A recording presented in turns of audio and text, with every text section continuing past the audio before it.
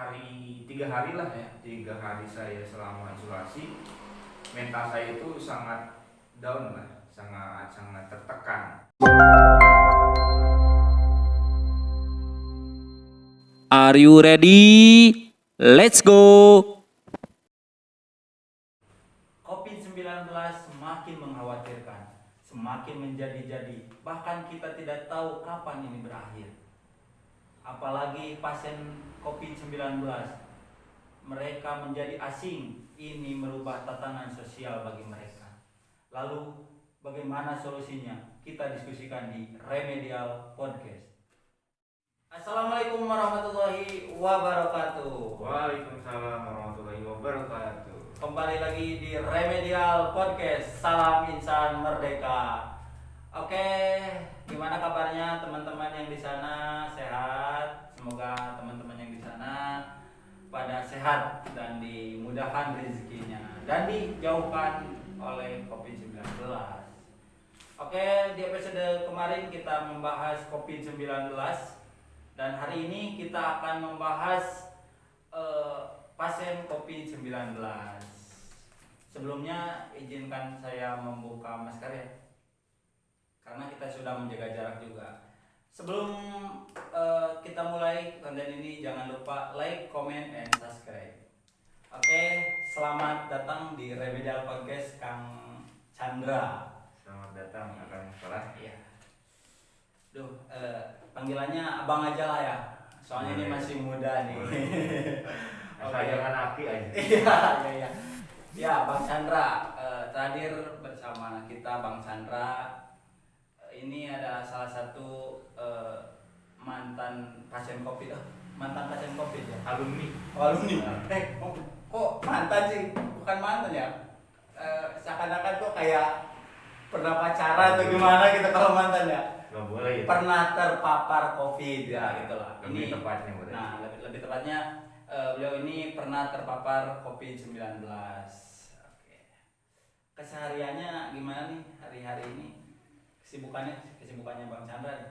Kesibukan hari ini Ya. atau hari kemarin? Ya, hari-hari Bang Chandra lah gitu. Biasalah, kerja, kuliah, gitu aja tiap hari.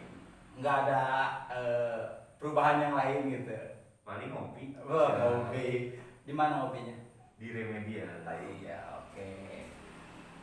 Ngobrol-ngobrol COVID-19 nih. Bang Chandra kan pernah terpapar COVID-19. Ya. Awal mulanya seperti apa sih Bang? Ngomong. Jadi sebelumnya boleh buka masker Boleh dong. karena udah negatif. Ya, udah negatif. Udah sembuh teman-teman. Jadi gimana? Sekolah ini atau kakak?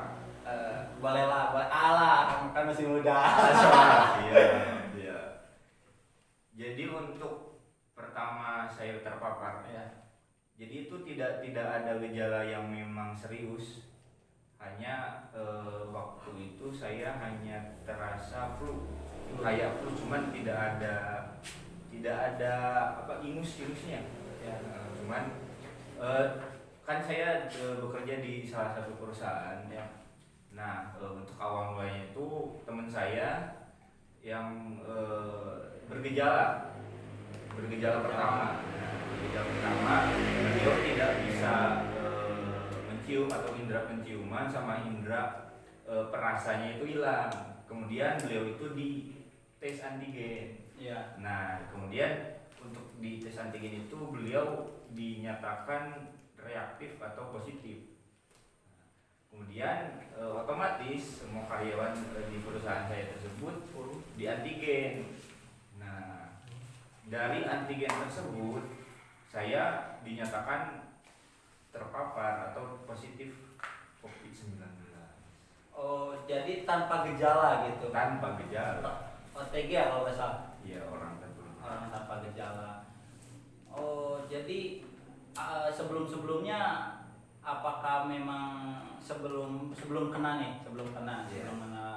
COVID, apakah ada aktivitas yang lebih ataupun memang aktivitas yang biasa saja dilaksanakan sehari-hari lalu itu berdampak COVID? Untuk aktivitas saya biasa saja, Biasa saja. Kerja, kemudian pulang kerja paling saya ngopi ataupun misalkan ngumpul bareng temen atau mungkin jalan-jalan sepedahan kayak gitu. Oh gitu. Jadi memang nggak ada aktivitas yang bisa menyebabkan bukan menyebabkan sih, yang berindikasi COVID gitu ya. Iya. Hanya aktivitas-aktivitas seperti biasa saja. Dan itu pun saya tidak tahu apakah saya yang membawa virus tersebut ataukah teman saya yang itu. Iya. Karena tetapi yang pertama tadi terdeteksi itu ya teman saya. Begitu. Tapi ngomong nih Bang Chandra, apakah bersentuhan gitu sama teman Bang Chandra itu yang di reaktif ya? Iya. Akhir itu. Nah, sangat. Oh. Karena dalam 1 bulan itu Ya. saya satu shift bareng berdua sama dia.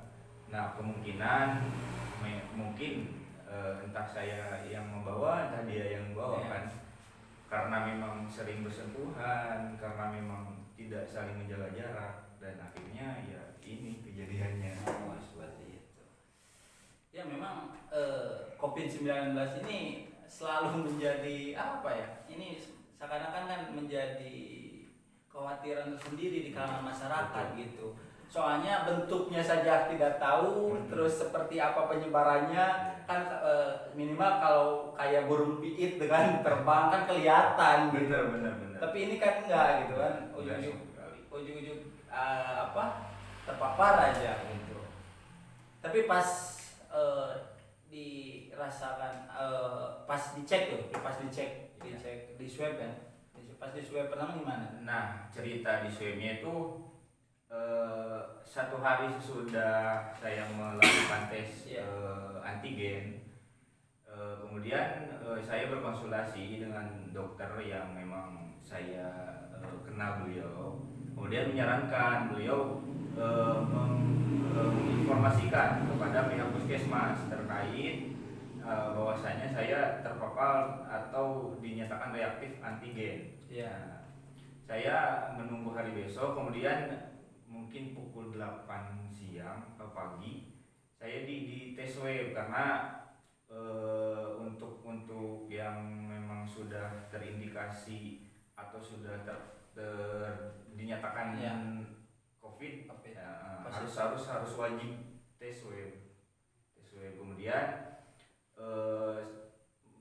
selama 5 hari atau 6 hari hasil dari swab tersebut sudah ada dan saya dinyatakan positif di sana. Kemudian selama 2 minggu saya menjalani isolasi mandiri. Oke. Nih kan udah dinyatakan positif nih. Ya. Tapi positif COVID kan, bukan positifin anak orang. Bukan. Bahaya. Ya kan terkadang kan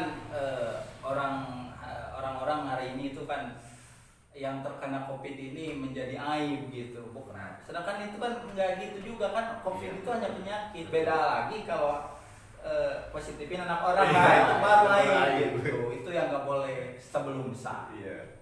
Oke, soalnya kan tadi mengatakan setelah swab dinyatakan positif gitu kan. Iya. Ketika dinyatakan positif, apakah ada perubahan nih di tatanan sosial Bang Chandra itu sendiri gitu, dari lingkungan masyarakat ataupun dari teman-teman Bang Chandra gitu, dari keluarga, seperti apa? Nah, untuk setelah saya dinyatakan positif swab PCR, kemudian dari pihak puskesmas pun memberikan pilihan antara diisolasi di RSUD ataupun di tempat yang memang sudah ditentukan khusus untuk yang terpapar. Tetapi saya berpikir nih, karena kalau di RSUD tekanan mental saya pasti lebih tertekan. Karena pasien yang memang dirujuk ke RSUD itu memang bergejala sangat spesifik lah, seperti kayak asma, kemudian batuk, pilek. Kemudian yang memang satu lagi ada tempat yang memang dikhusus untuk itu kebetulan sedang penuh, tidak ada ruang, misalnya tidak ada kamar lagi. Kemudian saya mengusulkan kepada pihak puskesmas dan berkonsultasi juga dengan dokter bahwasanya saya mendingan isolasi mandiri di rumah kayak gitu. Nah, untuk sanksi sosial tersebut untuk hari 3 hari lah ya, 3 hari saya selama isolasi, mental saya itu sangat down lah, sangat tertekan karena yang ditakutkan itu dari lingkungan pun menjauhi ataupun memang ya seperti yang media diberitakan itu, saya sangat menakutkan seperti itulah. Oke. Tapi pas dinyatakan positif nih, apakah langsung dikasih tahu ke keluarga, ke teman, bahkan ke lingkungan sekitar gitu kayak RT dan lain-lainnya gitu? Untuk informasi yang pertama saya orang tua yang pertama saya kasih informasi, tetapi saya juga memberikan pengertian Ya. bahwasanya orang tua saya jangan terlalu panik Ya. karena COVID ini bisa sembuh. Saya mempercayai itu Ya. karena pertama saya juga masih muda, Ya. imun saya masih kuat. Kemudian saya berusaha menumbuhkan lagi mental yang memang sudah down tersebut. Untuk yang memang setelah keluarga yang pertama diinformasikan, teman-teman saya juga diinformasikan bahwa saya terindikasi atau terpapar COVID. Tetapi saya sangat bersyukur dan berterima kasih kepada teman-teman yang memang sangat mendukung, bukan malah menjauhi. Tapi saya sangat bersyukur kepada teman-teman yang sudah membantu selama saya isolasi. Mereka sangat mendukung untuk kesembuhan saya, kemudian juga tidak pernah meninggalkan. Yang memang yang ditakutkan itu seperti itu. Tetapi untuk lingkungan tersendiri, saya menutup diri bahwasanya saya terpapar karena saya yang ditakutkan ya itu tadi sosial, apakah itu dihujat lah, apakah itu dijauhi lah. Tapi alhamdulillah saya tertutup. Tapi ketika teman-teman menjenguk ataupun membantu Bang Chandra, kan pasti tuh teman-teman Bang Chandra ataupun keluarga Bang Chandra agak jaga jarak. Iya. Apakah Bang Chandra tersinggung ataupun biasa aja, ataupun memang Bang Chandra menyadari memang harus seperti ini gitu? Iya, karena yang memang pertama ditekankan oleh dokter pun dan pihak dari puskesmas itu pertama harus jaga jarak itu sangat penting. Nah, kemudian untuk teman-teman juga yang memang membantu saya ketika contohnya lah memberikan makanan kayak gitu, saya juga menjaga jarak. Beliau tidak bersentuhan, tetapi di sana saya sudah menyadari bahwasanya saya terpapar gitu, dan saya tidak mau menularkan kepada teman-teman juga. Oke. Terus nih ketika positif, hari-harinya itu nih, untuk hari-hari ketika pas 2 minggu ya, kurang lebih 2 minggu isolasi. Ada yang 2 minggu, bahkan ada yang sebulan juga isolasi. Lihat-lihat di berita-berita tuh ada yang sebulan, bahkan ada yang 3 minggu. Itu kan beda-beda lah. Mungkin itu tergantung imunnya itu sendiri kan gitu. Nih kegiatan selama 2 minggu kan biasanya kan kerja, kuliah, nongkrong, ngopi itu kan harus berubah gitu. Sangat drastis. Sebenarnya saya tipikalnya orang yang memang tidak bisa diam, bisa diam karena keseharian saya memang sudah terbiasa beraktivitas di sana kesini, ngopi lah, kumpul lah, kerja lah. Tetapi di sana saya mulai beradaptasi. Untuk meningkatkan daya imun saya juga.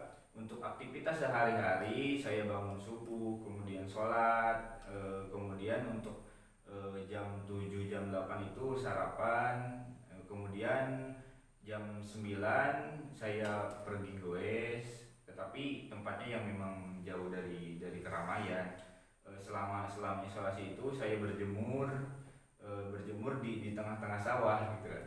Kenapa saya memilih tengah-tengah sawah? Karena memang suasananya, karena saya berpikiran jadi jika suasananya tenang maka saya pun bisa jadi tenang Nah kemudian itu juga bisa meningkatkan daya imun kita. Kemudian untuk berjemur itu memang sangat dianjurkan karena di sana sinar matahari itu mengandung vitamin E yang memang penting dan dibutuhkan untuk pasien yang terpapar COVID. Oh gitu. Tapi masih dalam pantauan dari pihak Masih dalam pantauan. Untuk obat pun saya tidak karena gejala saya tidak terlalu parah. Alhamdulillahnya saya hanya minum vitamin saja. Jadi gejala ketika pas COVID itu apa sih yang dirasakan gitu? Nah, untuk gejala tersendiri baru terasa itu 3 hari kemudian sesudah saya melakukan tes swab PCR. Nah, di sana saya mulai merasakan indera penciuman saya, kemudian indera perasa saya sudah tidak berfungsi.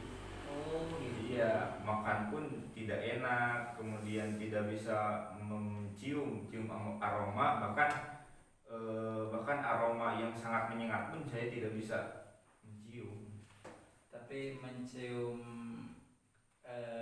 bau-bau pengkhianatan. Waduh, itu bukan pakai hidung, bukan. Bukan ya. Tapi indranya hanya mencium sama sama. Tapi untuk melihat dia bahagia masih bisa kan? Bisa banget. Bisa, iya. Karena itu juga bisa menjadi suatu hal yang memacu untuk daya imun kita lebih bagus, lebih meningkat. Tapi mendukung. Sangat mendukung. Ya kan kebanyakan di luar sana ketika dinyatakan positif itu katakanlah itu jadi bahkan pada dijauhin oleh teman-teman, oleh masyarakat gitu. Ini kan yang dikhawatirkan, ini yang sangat dikhawatirkan. Lalu kegiatannya hanya itu aja ketika pas COVID. Hanya itu saja. Kalau saya berolahraga, berjemur, minum vitamin, kemudian memakan makanan yang memang sehat dan dianjurkan oleh pihak puskesmas atau dari dokter. Jadi melakukan pola hidup sehat. Melakukan pola hidup sehat yang biasanya saya tidur itu jam 2 pagi bahkan sampai subuh saya baru tidur. Selama saya isolasi jam 9 jam 10 sudah bermimpi. Udah bermimpi ya. Mimpi sembuh ya. Mimpi sembuh. Oke. Tapi untuk spiritual pun sangat penting. Spiritual sangat penting. Tiap hari saya pada maghrib, baca Al-Quran lah, sholawatan lah, dan itu menurut saya bisa menaikkan daya imun saya. Oke. Nih berbagai metode lah kan Bang Chandra ini kan udah sembuh. Nih berbagai metode buat teman-teman di sana mungkin yang sedang terpapar COVID nih. Metode penyembuhannya gitu seperti apa? Untuk penyakit COVID tersendiri yang memang harus ditekankan itu pikiran kita harus selalu berpikiran positif bahwasanya COVID ini bisa sembuh. Kemudian apalagi untuk teman-teman yang masih muda seperti saya, masih kuat, sangat muda daya imunnya gitu kan, teman-teman itu sangat bisa sembuh, bahkan bisa sembuh cepat gitu kan. Untuk pemikiran tersendiri itu harus berpikiran selalu positif, harus berpikiran selalu bahwasanya saya bisa sembuh. Kemudian selain pikiran yang memang positif juga, kemudian pola makan, kemudian pola tidur, kemudian olahraga itu sangat penting untuk menunjang kesembuhan dalam menghadapi atau melawan virus COVID ini. Tapi untuk kaum tua juga sama halnya seperti itu. Kaum tua juga sama juga harus mempunyai semangat untuk sembuh, karena yang saya baca atau saya pernah lihat di salah satu sosial media, ada orang yang memang sudah tua, umurnya itu 80 tahun lebih, beliau orang pertama yang sembuh, orang yang sudah umurnya tua kemudian bisa sembuh gitu kan. Nah ini suatu hal yang harus dibangun untuk teman-teman dan juga masyarakat pada umumnya, bahwasanya COVID ini bisa dilawan, COVID ini bisa sembuh kayak gitu.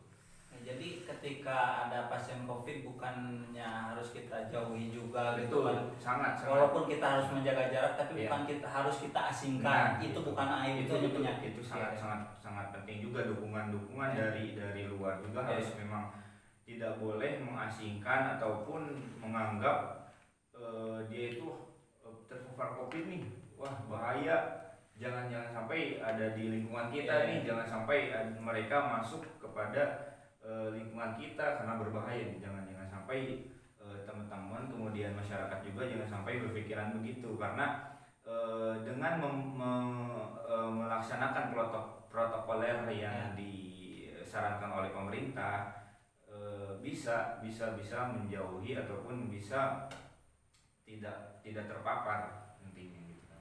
Ya soalnya kan kalau di kalangan masyarakat pelosokan gitu kan, apalagi orang tua itu kan paniknya luar biasa gitu kan, katar-katir, wah kesana kemari ini harus seperti apa, seakan-akan kan ini akhir dari kehidupan gitu kan.